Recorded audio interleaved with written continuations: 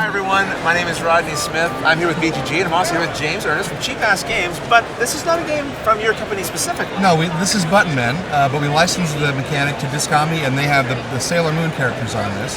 So it is the Sailor Moon Crystal Dice Challenge game. It has the same exact mechanics as Button Men, it's cross-compatible. Okay, well, can you tell me a little bit about it? Absolutely. So Button Men is a dice combat game. We take turns stealing each other's dice. The character tells us what dice we have.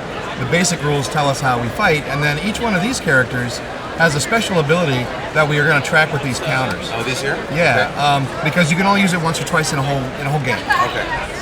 Yeah, I got a powerful one here. Extra turn. Yeah, you do have an extra turn, and mine is to re-roll my starting dice, and I can do that if I don't like the opening roll. I can spend one of these to redo it. So you can see there's a whole bunch of characters. There are 24 characters in this set.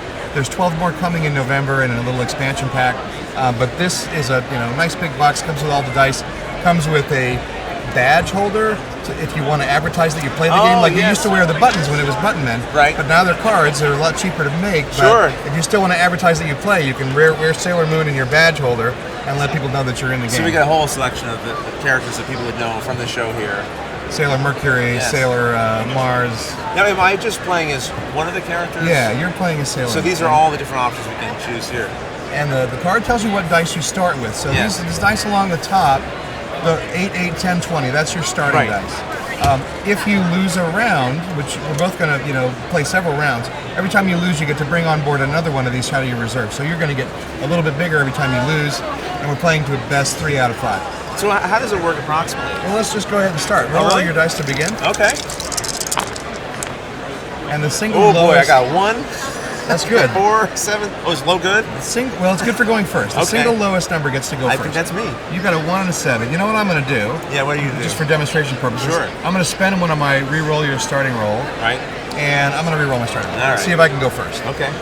I'm trying to get lower than a 1 and a 4. How can you get lower than a 1? Well, a 1 and another 1, right? Right. I didn't get it though. My lowest roll is a 4 now, which is also fine. Yes. All right, so on your turn, you're going to capture one of my dice. Okay. There's 2 ways to do that. You can do a power attack where one of your dice is equal to or larger than one of mine. So 7 could take 4. Sure. Yeah. Or this 4 could take your 4. 4 could take 4, right? Okay. Or you can do a skill attack, and that's where you take several dice, add them up. But they have to add up exactly. So if you wanted to take this 15, you could do 7 and 7 and 1 makes 15. And I think that's the one you want to do. Interesting. Okay. I'd have to re-roll again, just using what I have here. Let's do that. Right. You don't re-roll anything before the attack. Yeah. You take the die out of play. Okay. Where it's worth 20 points because it has 20 sides. Oh, nice. All right. And you re-roll only the dice that you attacked with. So part of the reason you attack with that 1 is so you can roll it maybe to something bigger. Something better. Go ahead and re-roll those. That's exactly why I did that. Thank you, James. All right, so we got a 6, a 3, and an 8. Now I want to take your 4 because it's worth a lot of points. I'm going to see you're what going to take else it with is your going little on. D4. Yeah. I think I am. Although if I do that, my 11 is vulnerable because you can make 11 with 8 and 3. So what I think I might do instead... Oh, we're just going back and forth off these rolls. Oh, this is interesting. I think what I might do instead is to protect this 11. I'm looking at other ways you can make 11. I don't see any with the numbers you have. Yes. So I'm actually going to do my 8 and take your 8. So 8 takes 8. Yep. And it's back over to you. Okay, so my 3 could take your 3, my 4 could take your 4. I don't really love that trade. But you do like re-rolling your d20 because if it gets bigger, I can't capture it. That's also true. Right, because so I see what you're saying, because the one I use is what I re-roll. That's right. So I would actually say 4 takes 3 because that is a bigger die, it's worth more points, and rolling that die is good for you. Let's do it. All right, so I'll take the 3. So this is mine, it'll be 8 points. I re-roll and I got 14. Right, now I've got 11 and 4. I can't make 14. No, you can't. So you have rolled that to a safe position. I have, yes. I'm gonna go ahead and do the higher lower number trick. There's a lot of really intricate math that goes into perfect strategy in this game. Right, yes. There's obviously a lot of dice rolling, but there's also a lot of optimization you can do. Well, you've already shown it to me. Like I was like, oh, I'll take this 4 with that 4. You're like, yeah, but now you don't even want to spin this one up. Exactly. All right, so I'm going to do 11 take 6. Okay. Because that gives me the highest residual number, and if both of these are higher than 3, then I'm forcing you to make an attack with your 14. You can't pass unless you have no attack. And your 3 can't take the 4, it can't take the 7, so 14 takes 7. That's right, because I want the hot. So this will get re-rolled. I'll take this. 11. All right, so I can do 4 takes 3. You can. Whatever I roll on this, you're going to take it, so that is going to be yours. Yes. And your score is equal to all the sizes of the dice you took, plus half of whatever you kept. So it's 10 points for this D20. All of those points, way more than when I took Yeah, from I you. think I did all right. So I lost that round. So you're gonna get a victory token. There's victory tokens in the box. I didn't get them out.